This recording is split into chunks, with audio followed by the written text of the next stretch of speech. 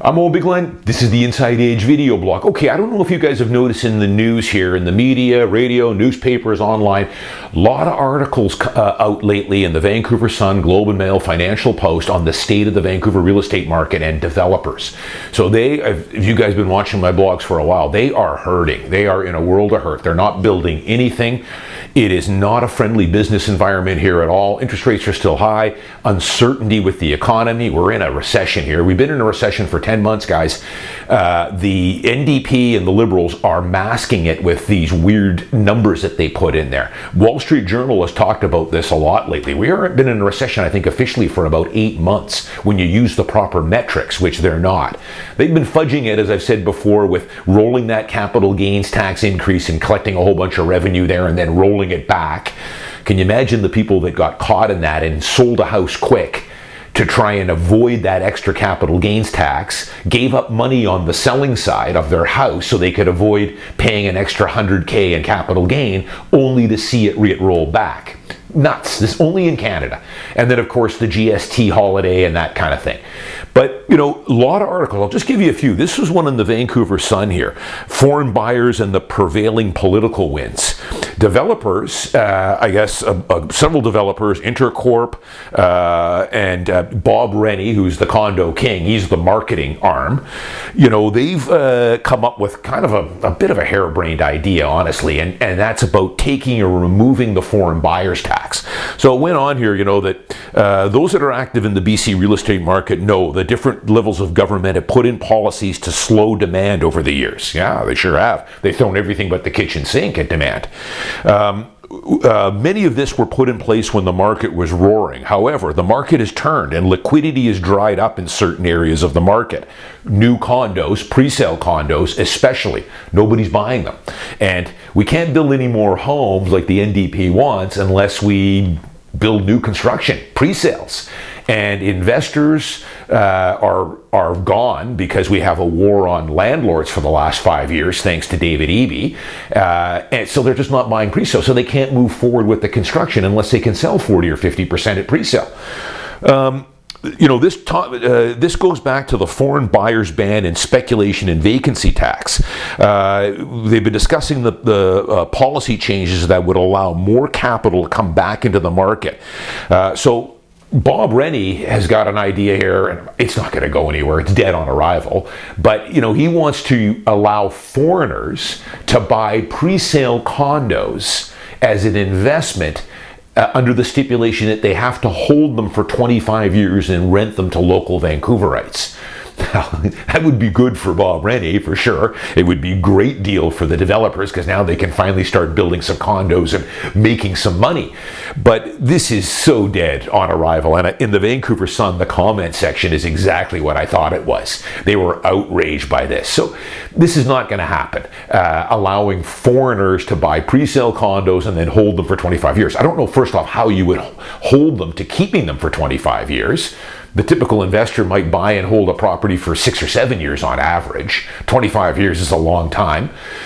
Be great for the developers and great for the marketing companies, but the comments were 99.9% negative on this idea, which I fully understand. I think, you know, 85% of Canadians are in favor of the foreign buyers tax, or foreign buyers ban. Remember, guys, we don't have a foreign buyers tax anymore. That got eliminated. We've had an outright ban on all foreign ownership of real estate in Canada for the last 2.5 years, and we just renewed it, I believe, until the end of 2026. So it's not going to happen. Dead on the arrival. We're not going to be removing the foreign buyers ban. Too many Canadians like it. Has it done anything for affordability? No. I've talked about it before. If anything, it's slowly going to start chipping away and having homes get more expensive because we're not building any supply. If we can't sell pre-sale, which the developers aren't doing right now, and they're all off the market right now, they're not building, then how can we build more homes to increase supply? So eventually I don't know how many new arrivals are coming into Canada every year now. That's slowing, but the country is growing and we're not building any more houses. We can't because the pre-sale market is dead. So there's a fallout to this stuff that I've told you guys about. When you put in a foreign buyers ban or an Airbnb, empty homes tax, BC specs tax, Sounds good on paper. Yeah, I don't want foreigners buying up Vancouver real estate just as much as you guys don't, but there's a fallout to this. You know, what I think, instead of this scheme here, removing the foreign buyers ban and letting them all buy up all the condos in downtown Vancouver pre-sale and then rent them back to us for 25 years, not going to go anywhere. But, you know, why don't we look at some of the other ways we can improve things here? How about the economy in BC? We're not business friendly here, guys, as you know. I've talked about this for how many years now with the NDP. We are not a business-friendly environment here. We're taxed to death here. We don't encourage people to start businesses, open businesses, move offices here. Thus, our economy just keeps struggling along here. One of the other reasons, an overhaul of the residential tenancy branch. Now, EB talked about it a month ago. He's starting to wise up to it. Ravi Kanon there, our housing minister, they're starting to realize the mess they've got us in now. This is what these articles are starting to talk about. Finally, that, you know, something's going hideously wrong here now. We're not building anything. The economy is in a deep recession.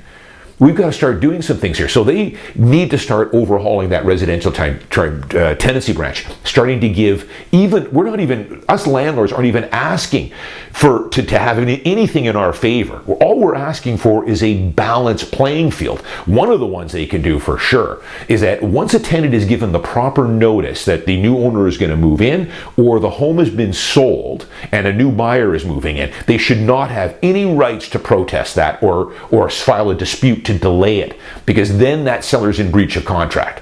So you're spooking investors here and getting into a market like this.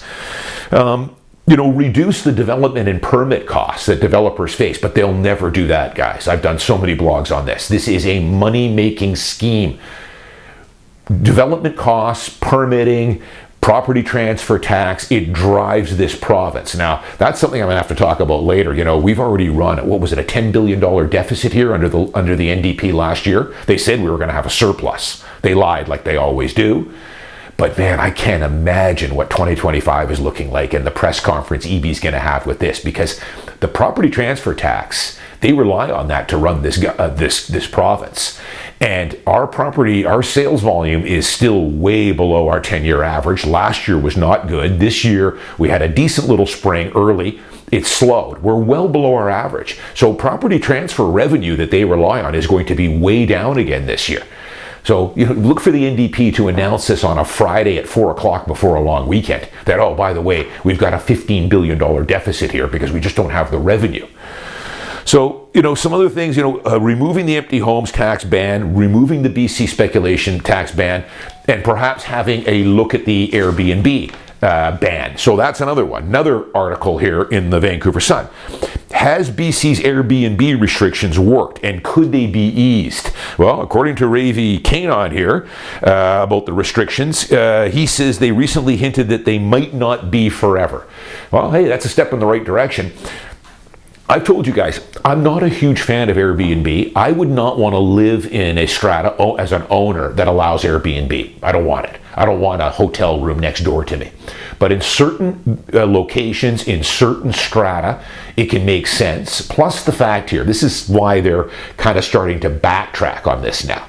Because you see, we have a major hotel shortage in Vancouver. I think in North America, we have one of the biggest hotel shortages, I think, of any major city in North America. We don't have enough hotels. And it's impacting our economy and the tourism industry. But we ban Airbnb pretty much, or make it very difficult to run an Airbnb. So we are losing hundreds of millions of dollars every year in our tourist business because people can't come up to Vancouver. They look at the hotel rates, they see the Hyatt at $750 a month, or $750 a night, plus tax. They see a Days Inn at $400 a night in July or August, and they say, forget it. Why would I go up there? I want to come up there. The Canadian peso is a bargain for us, but I don't want to pay $700 a night in prime season to stay in a kind of a 3-star hotel. So, it's affecting our economy here, but this is what I've been saying. When the NDP only talks about, they give you the good side of the story. We're going to ban Airbnb and it's going to help affordability on houses or open up more houses. It hasn't. And it's affecting our economy, which they never talk about. There's fallouts and repercussions to these taxes and restrictions that I've been pounding home for 5 years. Some of it I know you guys get. I think a lot of it for most Canadians or most British Columbians just falls on deaf ears. They're just not aware of it. And they wonder, why our economy so bad? Why am I losing my job? Why am I getting laid off? Why is our dollar so terrible? Why is the company I'm working for going out of business? Why is real estate so expensive? Why is rent so expensive?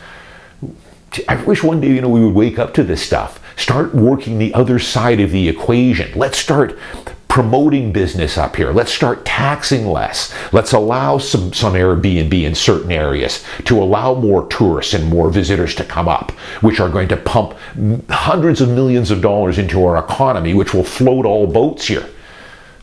It's just common economics. But unfortunately, we are run by morons here that do not understand business. They do not understand economics. They give you one side of the story, and that's to make things better for you, get housing more affordable. But has it worked, guys? I don't know. Has the empty homes tax worked? You notice how you don't hear too much about what they're taking in the Vancouver empty homes tax. It's a pittance. And has it made homes more affordable for anyone? I haven't noticed it. Has it made rents more come down in any significant way? Not that I can see, but it's stifling our economy big time, and it has a lot of other repercussions to it, capital fleeing the province. So we'll see. There's lots of talk now. Maybe the foreign buyers tax could be removed, or the foreign buyers ban. The tax is no longer in place. It's an outright ban, national ban now. But who knows? I'll talk a bit more about this. I saw there was an article just posted in Western Investor, if you go online, talking about this and how much money we're losing with these idiotic taxes and restrictions here, and how people have just given up on Vancouver and the Lower Mainland. I'm gone. I'll go to some place where they want me, where they want my business. They want me to buy a house.